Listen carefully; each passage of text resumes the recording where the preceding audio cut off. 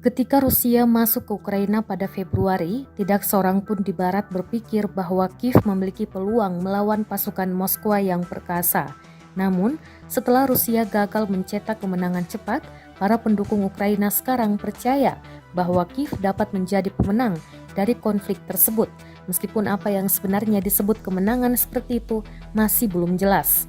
Kantor berita AFP memprediksi seperti apa kemenangan yang bisa diraih militer Ukraina, mulai dari yang tidak mungkin seperti kembalinya Crimea ke pelukan mereka hingga kebuntuan di front timur tempat Rusia memfokuskan upayanya.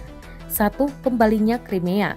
Pekan lalu, Menteri Luar Negeri Inggris, Liz Truss mengatakan Rusia harus didepa keluar dari seluruh Ukraina, menyeratkan bahwa Inggris mendukung Ukraina mengambil kembali provinsi Crimea yang dianeksasi oleh Moskwa pada 2014. Akan tetapi para ahli mengatakan bahwa kembalinya Crimea ke Ukraina tampaknya sangat tidak mungkin. 2. Mencapai situasi sebelum invasi. Rusia tampaknya mengabaikan tujuan awal merebut Kiev dan sudah mundur dari utara, tapi masih menempati sebagian besar wilayah timur dan selatan. Kiev juga terus memukul mundur pasukan Rusia dari wilayah-wilayah yang didudukinya sejak invasi pada 24 Februari. 3. Kebuntuan.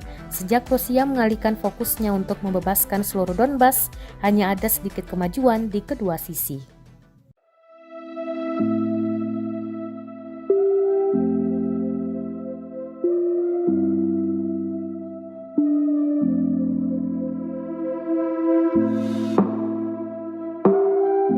Terima kasih sudah nonton.